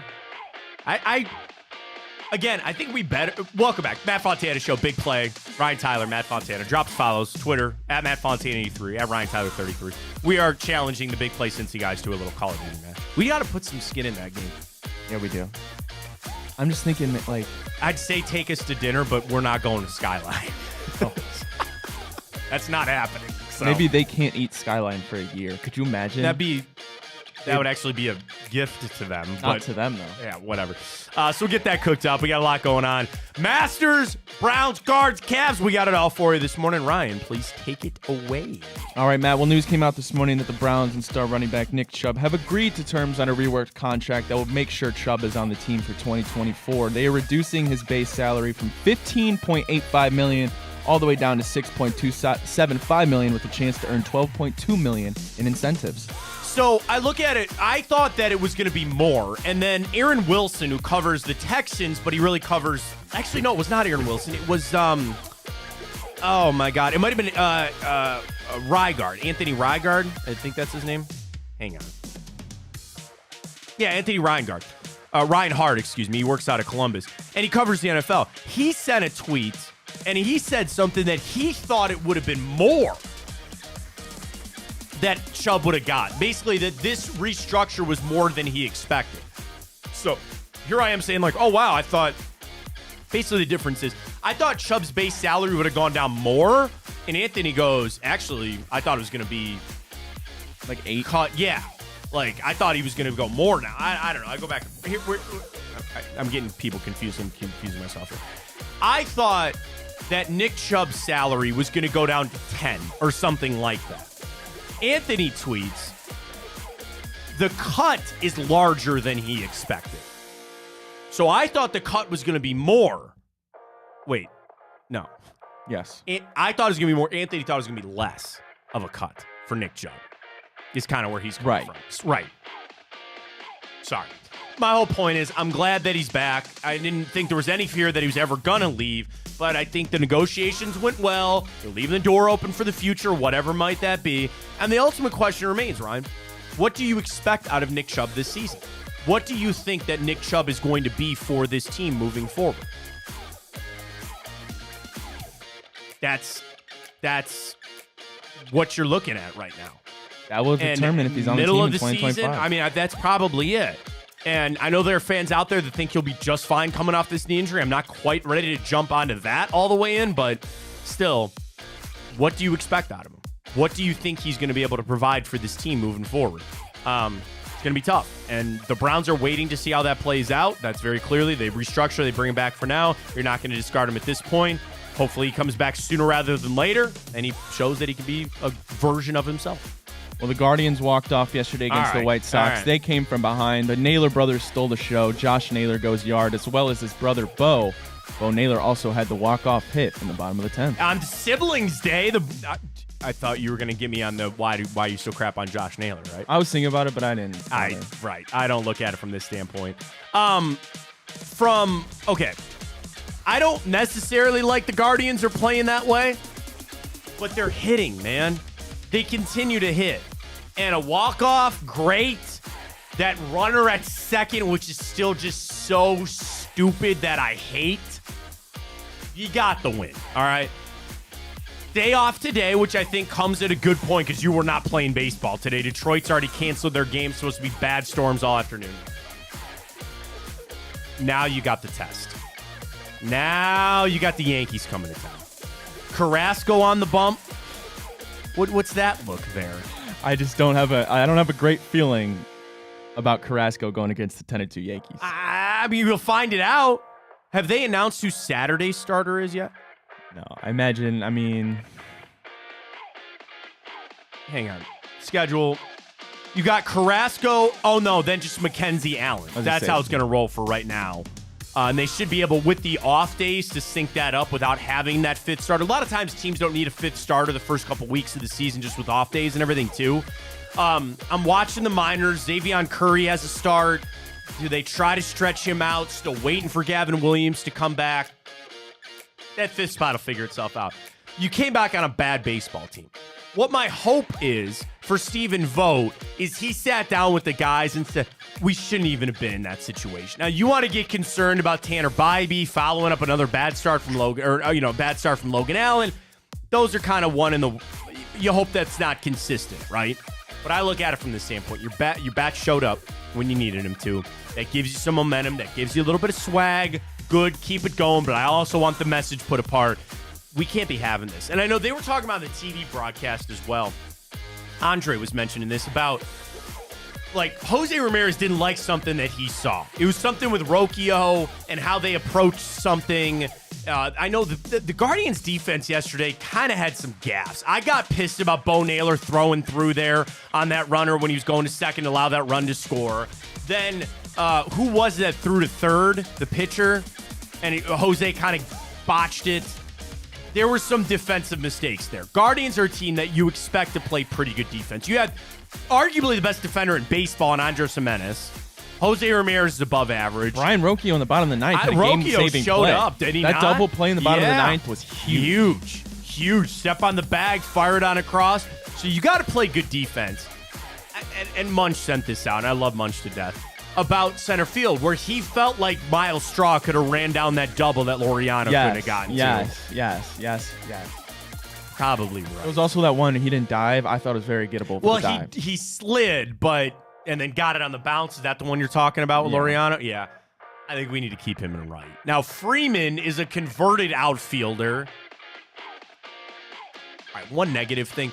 Will Brennan seems to always come up in these clutch moments. Yeah. And, I like Will Brennan. I do. Got to start putting the bat on the ball, put it in play there. I think the message for the Guardians after that, we shouldn't be doing this against that crappy team. But a win is a win, and we move forward. Naylor's starting to hit. Both of them starting to hit really well. I like it. Let's work on the defense a little bit. Get ready for the Yankees this weekend. Well, a win is a win can be translated to our Cavaliers because after a slow start, they turned up in the second half to beat the Grizzlies. Donovan Mitchell with a team-high 29 points. He returns to form. And, Matt, now just 2 remaining regular season games before we start the playoffs. Yeah, and the thing is, it's literally the same thing. You don't want to have to be doing that against a team that had guys that they signed this week. This week were guys that they just signed. All right. Again, a win is a win. I do hope that this Cavs team, tomorrow is the biggest one. Tomorrow is the biggest win that you got to get over the Pacers. There is still something to be said about capturing some momentum. I need a little momentum captured for this team. And maybe there was a little bit last night. I think you can grab some against the Pacers tomorrow to remember everything that we have seen it's gone now. It's gone. It's what is this team today? Who are we tomorrow? And you roll out the basketballs and you give it a try and let it roll, knowing you still have some really good players, all right? Step it up, play it out, see where you're at in the playoffs, and don't nobody else get hurt. Can't have that. Can't have this Giannis thing late in the season, all right? Get a win tomorrow night. So last night, to dive into it, they hit some free throws, and I think the defense looked better at points offensively. But Ryan, it's like you're playing the scrub team of all scrub teams. I don't know if I can take much away from that game. They blanked around and almost found out, but they got a win. So good. All right, well, the Shohei Ohtani gambling saga continues. It's now confirmed that Ibe Mizahara is facing federal charges, Matt, and he is expected to plead guilty and have the investigation come towards a conclusion. And that, if you did it, own it, move forward on it. What Shohei's involvement with this, I really believe. I was talking to my cousin about this week, and he said, don't we all know what happened? This guy was in a crippling gambling debt and addiction, and Shohei probably went to help him out, and now he got wrapped up in this. So for this guy to basically just say, yep, this is what it is, and I will take my punishment here, good. I don't want this drug out, and I frankly hope that Shohei doesn't get drugged through the mud on this thing. Baseball's hoping the same thing, and I'm sure there's pressure on this young man, I don't know how old he is, but the pressure on this guy to sit here and say, what? Just we don't need this dragging on anymore. Ibe's 39. 39. Not young man, he's older than me. just admit it and move on. Admit it and move on. We don't want Shohei getting drug in this. Just what it is. And the feds, they get their piece of their pie too. They got to uphold the law here. So if it's nice and easy, as simple as this, just take it and move on. Gotta go to jail, pay back the money. I don't know. Figure it out. We'll go from there. All right, well, lastly, Matt, no member of the women's Iowa Hawkeyes team will be wearing number 22 ever again as they announced that they retired Caitlin Clark's number as she heads to the WNBA, projected to be the number 1 pick by the Indiana Fever. There will be some sort of, I can only imagine, official retirement at some point, and I appreciate the Hawkeyes saying there's no point for us even waiting anymore. We are playing this. This is exactly what needs to happen. All eyes. You and I were talking about this before the show, about how the hype around the Indiana Fever already. You were saying that they already on prime time. 36 of their 40 games will be prime time, Matt. That's 90% of their games. Jump on this, man. Get going. Get it rolling. You're telling me you're not going to watch the first game against her and Brianna Stewart?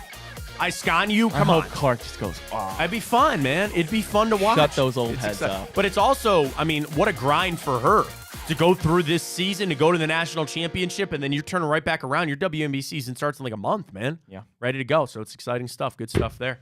No Masters mentioned there. Delayed. I just watched the ceremonial tee shots. Gary Player still hits a better ball than I do, buddy. Tom Watson up there just striking it. Did you see the photo of all the Masters winners at the dinner? Yeah. And I Did always you see Phil. People were making fun of Phil. For what? He just looked really coked out. Well, I mean, he's living his best life over there on Live. What I do is I sit there, and we'll get to time up. I've got all the Masters this day in history will run through. And I'm sitting like, oh, there's Craig Stadler. Oh, yeah, Jose Maria Alfaro. Of course, Angel Cabrera. Crazy, Rory wasn't in the picture. Oh. Are you a Rory hater? I'm not a Rory hater. It's just funny. He'll get there. Maybe this is the year. Reflog's boost. What was his boost? It's Rory to win it. Get his first green jacket. Tiger said he's too good to not. I'm watching him on the range right now. They're doing. Do you mark your ball like with a line? I don't. I do. I think it helps me putt. I don't know if it actually does or doesn't, but they're getting ready to go. We got the Masters all good on that.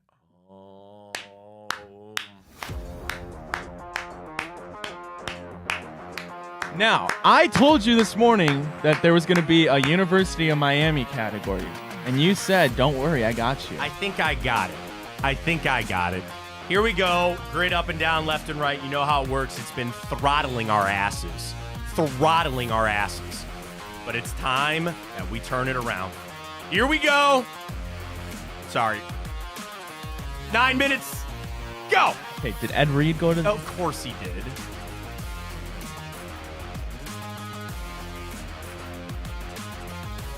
Colts? All right, I think I had a Colts one. Go down Washington, the late, great Mr. Sean Taylor. And then let's just knock out some of the other ones that I know. Baltimore. Just making sure. Sean Taylor, 04 to 07, right? Yes, unfortunately passed away. Ravens, Bengals, Calais Campbell.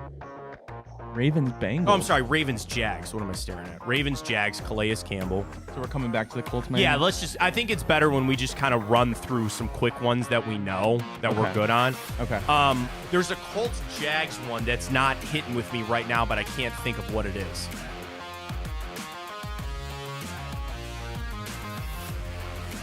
Did Nick Foles ever play for the Jaguars? Yeah. Oh, yeah. For the Jaguars? Yeah. And didn't he play for the Colts? Yeah. I think you could probably... Yeah? I know he played for the Colts. I think he played for the Jags, too. I don't know. I don't remember him in the Jags uniform. All right, hold off on that one. All right, so the Miami player, I thought about Willis McGahee, but I don't remember if he actually played for the Colts. He is well-traveled. I felt good on the 2. I said I had the 2. It was the Colts one that I was kind of iffy on. Because that's the thing, the Miami, they have not put on a lot of really, not been of the past. Like, you got to go back to those early 2000s teams, right? God, who were just some Samari Roll, Santana Moss. I don't know anything about. I'm not the big college guy. I know. Those are all guys that have come out recently. All right, let's shift off. Let's try to go to some other ones here. Packers, Ravens.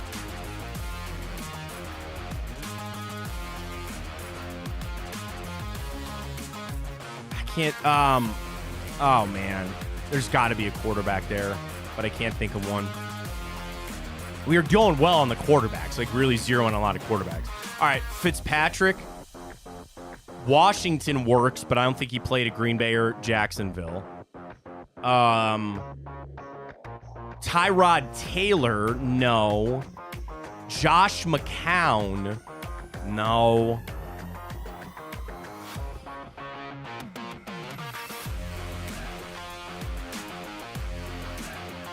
Man, this might be a tough one. This might be a tougher one than we thought.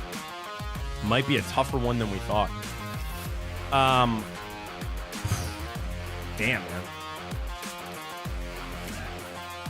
All right. Oh. Colts, Jaguars. Gardner Minshew. Okay, that's a good one. Very good. Yeah, how do we not think of Gardner Minshew? I'm glad we did now. Washington, like Vernon Davis didn't go to... Washington always gets us. Yeah, Washington's always a tough one for us. Vernon Davis never went to either one of those other spots, right? Man, man. They've just had so many quarterbacks that you would think some like RG3 I don't think works there. Taylor Heineke? No. Alex Smith? No. Jacoby Brissett? Jacoby Brissett? No. That's a good pull there. No. Fred Taylor? Well, he played for the Jacksonville. He never played for Washington. I don't think. Sean Kaiser never played for Baltimore, Indianapolis, or Washington. I don't think so. No. Did he? I don't think so. No, I don't remember that. I don't even know if he actually ever got into a game there with the Packers. No, he just went Packers Raiders. That's it. Huh. Tough one today. You want to? Greg Jennings? No, that's a good pull there. Jordy Nelson? I don't think he's on any of those teams. I don't think so. Son of a gun, man. All right. You feel like we've lost it now? We've been lost it. You want to check NBA? I don't know why we keep doing the grid. We really probably should find something else. All right. 1,000 career rebounds. Shaq. There's so many. Yeah, Shaq never played for the Thunder. Yeah. No. Probably actually should have done Shaq for the Magic. Yeah, we should have. But, oh, God. I mean... Dwight Howard. Yeah. And then the Hawks. Hakeem. Played for the Hawks? Yeah. Where's the Rockets? I know he played for the Rockets. I thought he played for the Hawks, too. No, he was big on the Rockets. Okay. No. I mean, Dr. J has to have 10,000. Oh, anyway. yeah, go with that. That's fine. Yeah, I was thinking of the Rockets. Wait, yeah, Dr. Hawks. Who is the legendary Hawks player that we can't think of right now? There is one. It's not Hakeem Olajuwon. Dr. J's the Sixers. Yeah, I know, but that's what I'm saying. But why do I feel like he also played for the Hawks? Well, that's my other thing is, I know that there is a Hawks player that we're missing.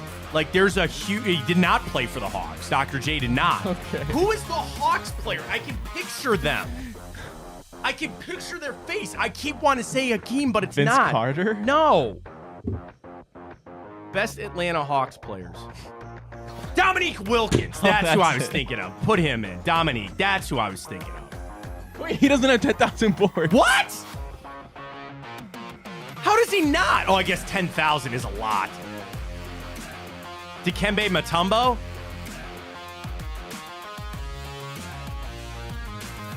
All right. Lakers Thunder, Russell Westbrook. Lakers Jazz? Not Pau Gasol, because he was... Oh, no, wait. Mark Gasol? Oh, he played for the Grizzlies. That's a tough... Oh, Karl Malone. Played for the Lakers? Yeah. You don't remember that? Late in his career. Oh, yeah. Karl Malone. Magic Thunder. Huh. That's a good one. Hawks Thunder. Kendrick Perkins? Did he play for Serge Ibaka? Serge Ibaka is a good pull. I don't know if he ever played at either one of those other spots,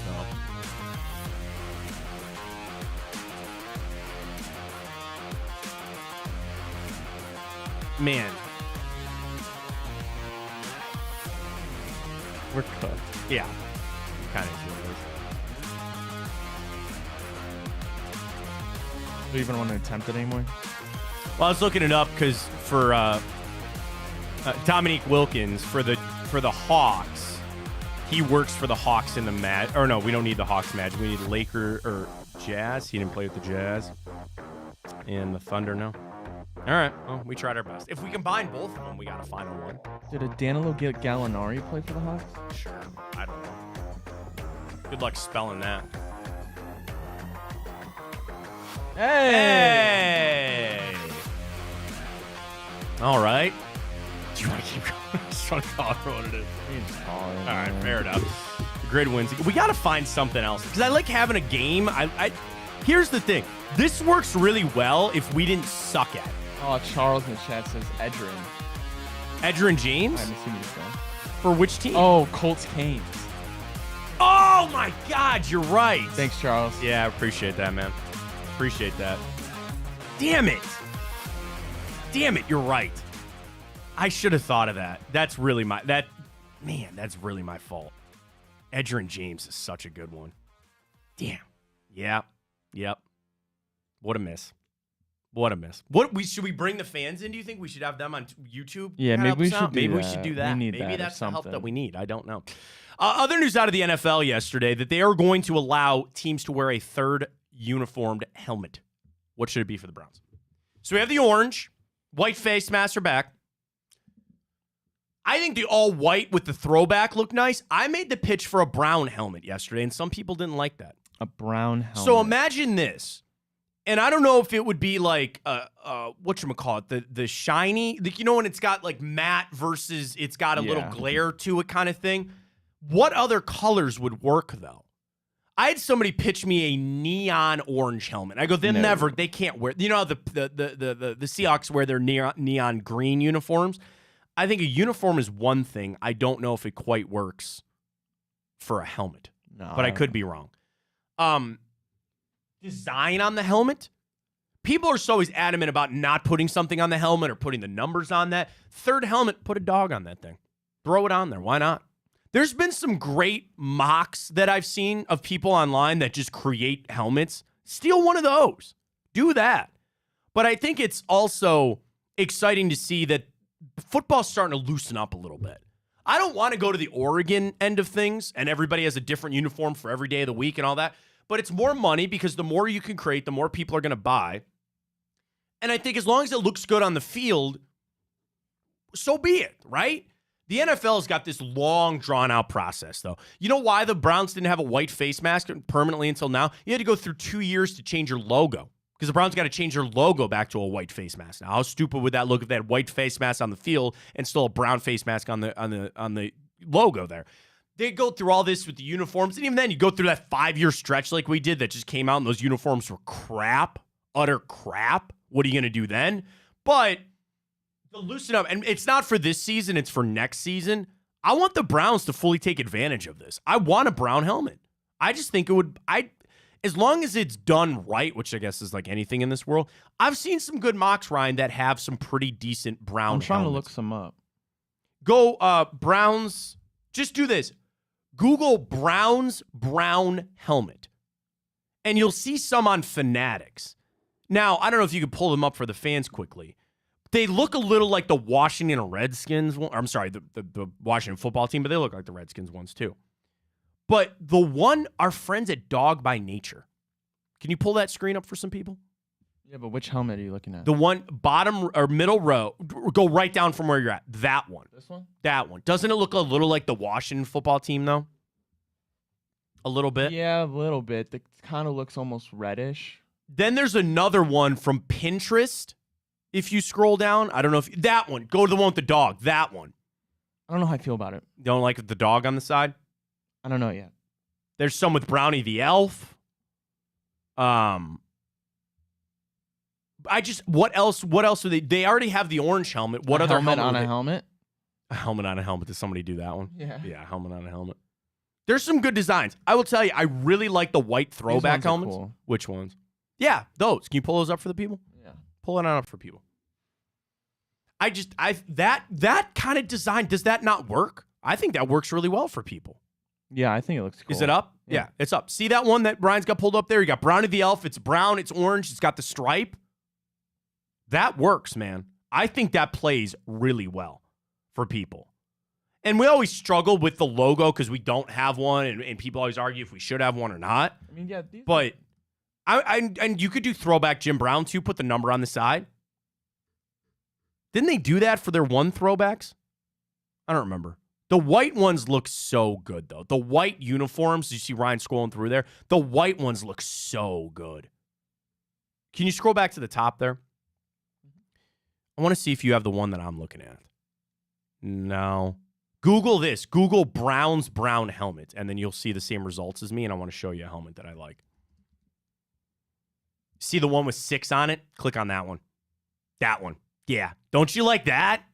Isn't that pretty cool? It's a dark brown with the number on the side. Yeah, that one looks cool. I like that one a lot. So I hope the Browns, they'll take advantage. Again, it's not for this season, but it's for next season. They're allowing teams to come up with a third uniform, or excuse me, a third helmet to wear. And they're all for that. Everything I kind of gather from the Browns, they like having these new jerseys. They're very up on that kind of stuff. So they're on the cutting edge of that, if you will. All right, great stuff. Let's catch the time hop when we return. Run through all our Masters picks as we go. And also we'll get to time hop. We'll get to our bracket, which is a lot of votes for the greatest Guardian of all time. So gets all that coming up. The Masters minutes away. Got it all cooked up for you right here. Big play, Fontana Show. Stay with us. Well, how do they know I'm doing this? Did somebody leak this out? It's social media. Oh. It's just, that's the way social media works now. I thought maybe you were just running that yap.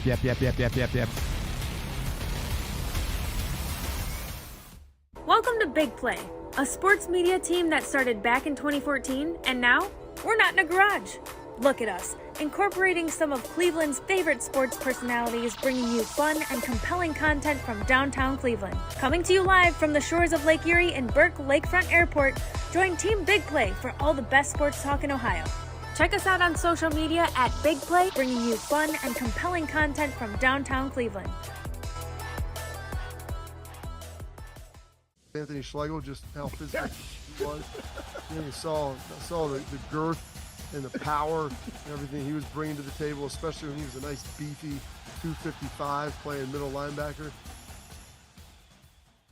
We were called soft last year. You don't want to be soft, especially when you come to the playoffs. So that's going to be a process throughout this season of establishing us as a harder team here in the How does an Ohioan build the perfect parlay? Who's got something? Big guys looking for long odds. The kids in Columbus are covering better than anyone, and at even odds. If it's even, I'm leaving. Listen, our championship DVD starts today, all right? Dude, I just got an invite to a Cincy playoff watch party. Shut up. Cincy, State, Cleveland, the perfect parlay. I'm a genius. For the best odds on Ohio sports, bet with your cojones. It is Spanish, dummy. Bet with Typical Sportsbook. I don't buy into this nonsense, this conspiracy nonsense that he's got his money and he's dogging it. That's ridiculous.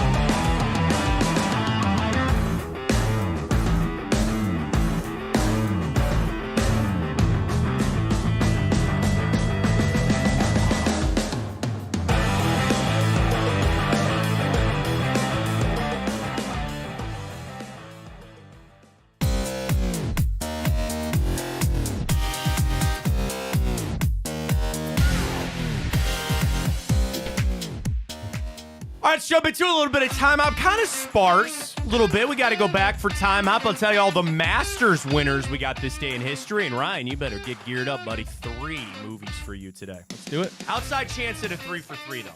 So I'm feeling positive about that. Let's get to it. A little bit of time hop, including going all the way back to this date, 2017. Not a lot has happened in the last 7 years, I guess. But a report from Adam Schefter that the Browns had not made up their mind on the first overall draft pick. Some like Myles Garrett, others like Mitchell Trubisky. Thank God for the group that liked Myles Garrett. Okay? Good pick. Well done. It's kind of, just to see Myles' career, trajectory at this point lived up. I mean, obviously, the guy just won Defensive Player of the Year. But you think about guys that, especially defensive players, quarterbacks get taken first overall because they're quarterbacks. I think it's something more when it's a position player that goes number one. And, you had that ass year when Eric Fisher went first overall. You remember that draft? We took Barkevius Mingo, I think, whatever. But, let me do it this way, all right? Let me do it this way. NFL first overall picks. Tavon Walker. Right, and jury is still out, right? You got to see on that. But, you're exactly where I'm at. Let's go non-quarterbacks, right? Trayvon Walker in 2022. Miles was the last one before that in 2017. All right, here's a trivia question. Who was the first overall pick non-quarterback outside of Trayvon Walker and Myles Garrett? Who was it? Do I get a year? If I give you the year, you're going to get it. I mean, it was Jadeveon. Jadeveon Clowney is correct. Then Eric Fisher the year before that. 13. Quarterback. Jake Long in 2008. Mario Williams in 06. Remember, everybody thought the fix was in because they didn't take Reggie Bush and they wanted to help him out after Hurricane Katrina, whatever. My whole point is the pressure that was then inherently put on Miles, and he's lived up to it. Yeah. Courtney Brown in 2000, injuries derailed him. Tim Couch, we know that the year before. Orlando Pace, 1997. Here's your trivia. The last number 1 overall pick to go to the Hall of Fame that wasn't a quarterback, Orlando Pace in 1997. No offense to Jadeveon Clowney, he ain't going. No offense to Jake Fisher, he ain't going. Or Eric Fisher, Jake Long ain't going. Myles Garrett's got a real good shot to buck that trend. And again, it's early in Trayvon Walker's career. I'm not trying to... Myles will most definitely be in Canton. Right, but then even Trayvon Walker, he's not even the best defensive end on his own team. Josh Allen just got the bag, right? I guess looking at it from that standpoint to say, with first overall picks that can be so finicky, and usually it is quarterbacks, thank God they took Myles Garrett, and oh man, is he paid over on that pick over and over and over and over again. How about this stretch of number 1 picks not being quarterbacks? 1994, Dan Wilkinson out of Ohio State D-tackle. Kajana Carter, running back Penn State in 95. Then Keyshawn, 96. And then Orlando Pace in 97. Miles has the chance to be the first defensive player to go to the Hall of Fame as the first overall pick since Bruce Smith in 1985. Wow. Been a long stretch there, but it certainly has worked out. Miles, I'm glad they made that pick in 2017, and they were undecided, according to Adam Schefter, this day 2017.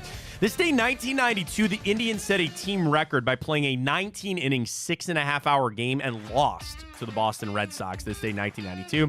This day 1976, Apple launched their first computer, the Apple I. I tried to look this up. The Apple I computer auction price. Okay, so this goes back to 2 years ago. Somebody had a rare Apple I prototype that was auctioned off for $677,000. Jesus Christ. They said that was 1,000 times more than it originally cost to buy it. The winning bid was a collector in the San Francisco Bay Area. A fully functional one was also sold, probably less up to speed, I guess, for $442,000. And a vintage one went up to auction last year and got over $200,000. Oh, I guess another one sold for about $700,000. Yeah, there you go. So if you had one and held on to it, there you go. You can buy one on eBay right now if you want. $1.5 million is what they're asking for the original Apple I, which was launched this day 76. I put this in just for you, buddy. This day 1970, Apollo 13 launched on a mission to the moon, but was later aborted because an oxygen tank burst and they had to come back to Earth. Did you see the movie that's coming out with Scarlett Johansson and Channing Tatum? I've seen it. I don't know what it's basically about them faking the moon landing. Oh, so I'm sure you'll be first in line over there at Regal Cinema to watch I that. forget what it's called. What is it called? Are you going to call it a It's documentary? called Fly Me to the Moon. Are you going to call it a documentary because you think that's what Basically, happened? yeah. It's basically what had happened.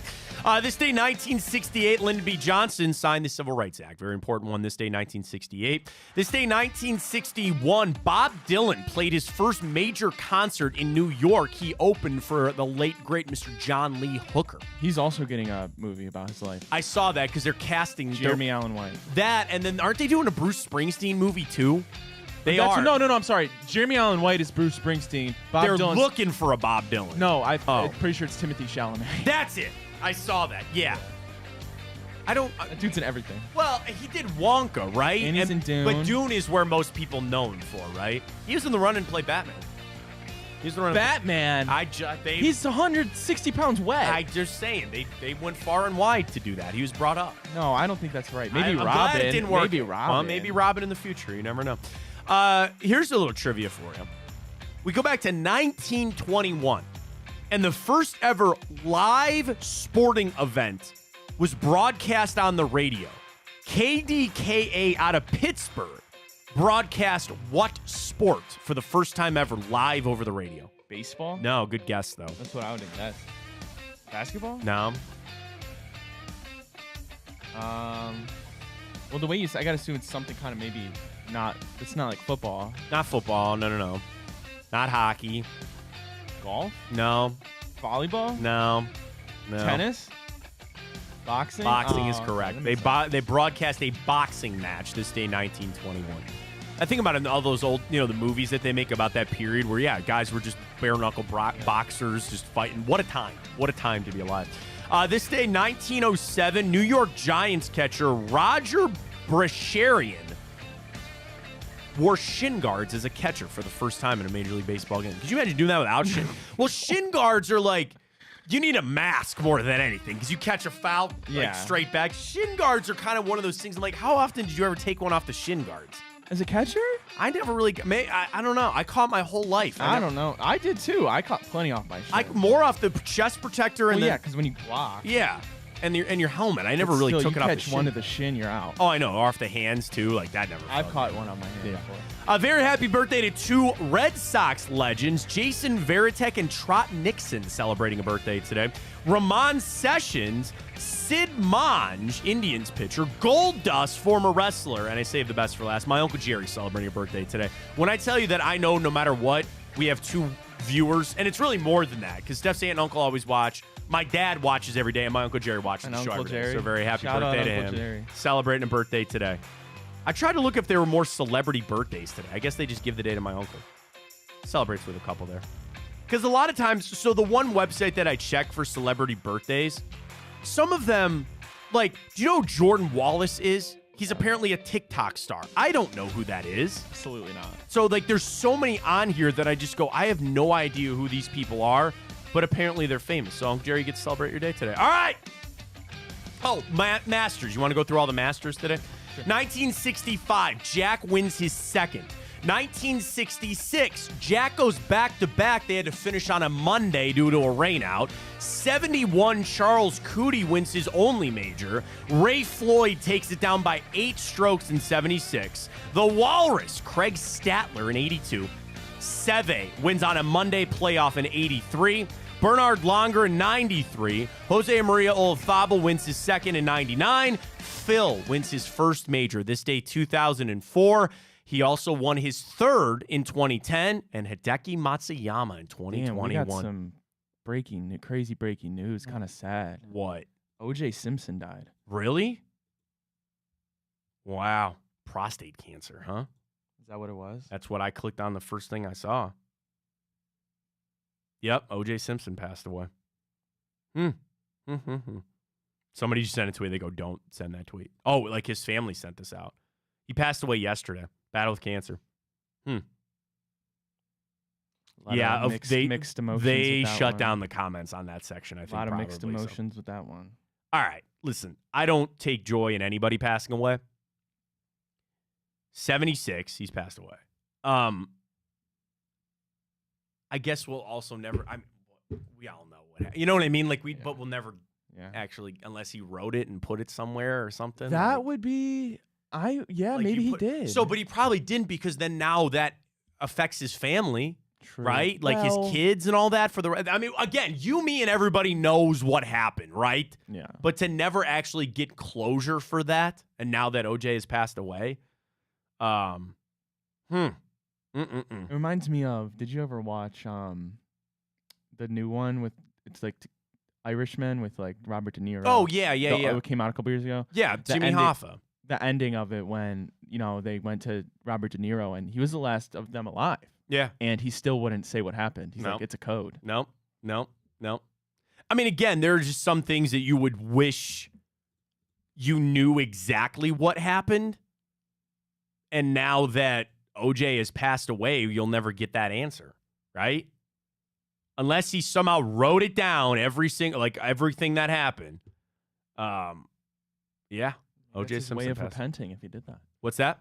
It's his way of repenting. But if I he did guess that. at that point, put yourself in OJ's shoes. Would it even matter? Because then again, your kids, like, what impact that could? I don't know. The juice. OJ Simpson passing away. Man, how can you not solve that and be definitive? Again, you, me, and everybody to watch know. the We show, I all guess. know. Yeah, but it's just the fact that he will never utter the words. But it's just crazy. We all wanted it, but he'll never utter those words. Yeah. He'll never say it. He'll never say that I did it. We all know probably what happened. We all probably assume, but it's like you'll never actually know. Yeah, I guess. That sucks. And again, we didn't lose a friend. We didn't lose a family member like some people did. There's a lot of people closer to the situation than that. But it's also one of those things, like when you say O.J. Simpson, what's the first thing you think of? A glove. I think of the White Ford Bronco, right? Yeah. You think of it. So it is what it is. So I would say thoughts and prayers. Thoughts and prayers for his family. That sucks. You don't like that. You don't like that. All right, let's get to it. All right, 3 movies for you today. We start this day, 2014. Inception. No, good guess, though. This movie might even be better than Inception, I'll tell you that much. It's all about the trials and tribulations of Sonny Weaver Jr. And one Vontae Mack. Draft Day is correct. Officially, we had the premiere the other day, but today it officially hit theaters. This day, 2014. I remember that because they had Riz and Aaron shoot scenes for that. Riz and Aaron are the voices on the radio when Sonny Weaver's driving around. Are they? Yeah. Oh, yeah.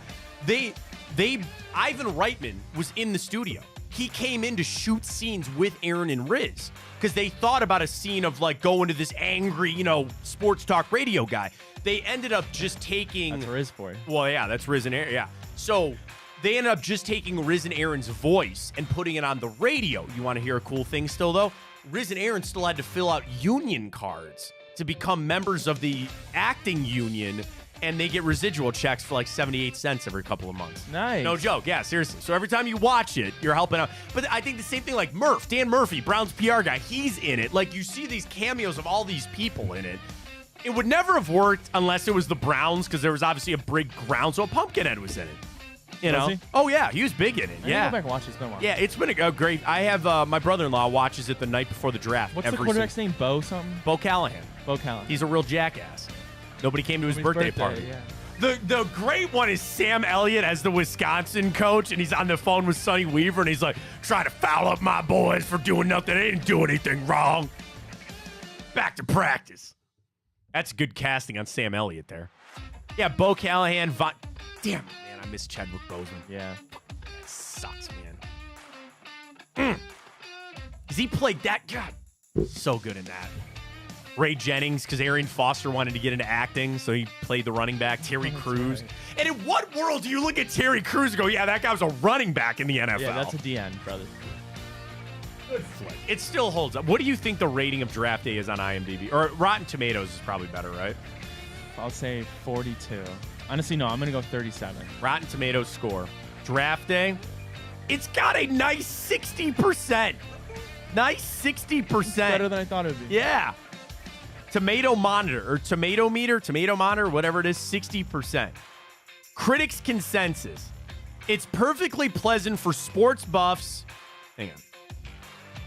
And Costner fans, but overall, Draft Day lives down to its title by relying too heavily on the sort of number storytelling that only a statistician and NFL fan could love. I think everybody likes Draft Day. Come on now. Yeah, gotta watch it. That's a good one. Where to watch it? You can rent it at home. It's on Peacock. Peacock is the only subscription one that you have that you can watch without having to pay for it. So draft day. All right, next up, this day 2001. A loner on a mission to find his parents stumbles onto a radio show and tells the story. Say that again. A loner on the mission to find his parents stumbles onto a radio show and then tells his story for the listening audience. It's a movie? Yeah. What year? 2001.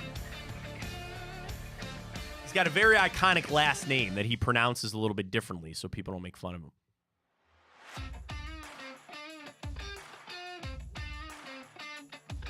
I don't know if I've ever heard of that plot. What? I heard of that plot. A loner on the search for his parents who abandoned him at the Grand Canyon stumbles onto a radio show to tell his story and eventually does find his parents. I don't know. I add an E to it. I pronounce it Deerte. It's not that big of a deal. Deerte? Yeah. I could quote this movie. Joe Dirt? Thank you. Joe Dirt is correct. Oh, okay. Have you I've never seen it. Oh, okay. So that's why. The whole story is him telling. He gets on this show and he tells the story. Is that David Spade? Hell yeah, it is. I didn't see the second one. I'm sure it sucked. I didn't want to watch it. Just leave it like it is. Joe Dirt. This day 2001. All right, final one. This day 1997. This movie is centered around my biggest fear in life. We've discussed this on the show, Ryan. Do you remember what my biggest fear in life is? What was it? It's not spiders. No. Close. Snakes. Snakes. So Snakes on a plane? No, 97 earlier, much earlier for Snakes on a Plane. Alien? No. Snakes. I don't know if you're gonna get it. If you can't get it, a giant freaking snake. A giant, like huge an anaconda? Is that what it's called? Yeah, you've never seen Wait a minute, you've never seen Anaconda? I've seen the Nicki Minaj music video. Not. Is it better than that? I've never seen the Nicki Minaj music video, so I couldn't tell you. My wife's going to Nicki Minaj tomorrow night, by the way. It's funny you mentioned that. She's leaving tomorrow afternoon. She's very excited. You've never seen Anaconda with LL Cool J, or no, not LL Cool J. Ice Cube. It's Ice Cube. No, Ice Cube is in that. No, I've never seen it. What? Jennifer Lopez and Ice Cube? And John Voight is in that flick. Come on now. Owen John Wilson? Voight. John Voight's Angelina Jolie's father. He plays the a-hole coach in Varsity Blues. Never seen it. What? Anaconda. And I hate snakes, but I'll watch Anaconda all live long day. That's a good flick there. I'm gonna give you like 2 out of 3. I had to carry you along there. Yeah, no, that was I thought this was gonna be layups today. Draft Day, Joe Dirt, Anaconda, our movies of the day. All right, let's get to it. Bracket of the week. Here we go. Jose and Kenny Lofton. Yeah, defeated Larry Doby. There it is. So there's our final. Bob Feller, Jim Tomey, Jose Ramirez, and Kenny Lofton for the greatest Guardian of Is all Jose time. recency bias, you think? I mean, a little bit, but also, like, okay, the fact that the Guardians have not had an AL MVP since who? Lou Boudreau, right? Who was the last Indians player to win MVP? It's been since then. Oh, no, Al Rosen. I'm sorry, Al Rosen. In 1953. Think Jose's been the closest? Well, okay, so here's your little trivia question, right? There's been 4 players that have finished second in the AL MVP voting. Can you name the 4? It's not all since 1953. Like in the history of the Guardians, Al Rosen won the MVP in 1953. 4 other players have finished second. Jose Ramirez is 1. So pitchers don't win MVPs, right? They just get Cy Young, or can they win an MVP? They can. Justin Verlander won both. Okay. So go ahead and just say it. Bob Feller. Bob Feller was 1. Yes. Bob Feller finished second in 1954. So the other 2 aren't pitchers. No. Oh man. Both in our bracket. Omar Vizquel. No. Never hit enough, I don't think. Not Manny Ramirez. No, but Kenny Lofton. No. Go to the other part of that outfield. He got jobbed. I don't know if you know this story. Albert Bell in 1995 hit 50 home runs and 50 doubles and lost to Mo freaking Vaughn on the MVP. It's one of the worst jobs that I've ever seen of somebody that deserved to win an AL MVP. And Albert, unfortunately, probably will never go to the Hall of Fame. How he was with the media, he was Albert Bell, right? Dude, who's the other one? Larry Doby. Larry Doby finished second. Can I compare some stats for you on this? Sure. He lost out by 8 votes in 1995. You know what WAR is, right? Wins above replacement. Albert had 7. Mo Vaughn had 4. That's crazy. Hits, 121. Runs, 121 to 98. Home runs, 50 to 39. They each had 126 RBIs. Albert batted 317. Mo Vaughn batted 300.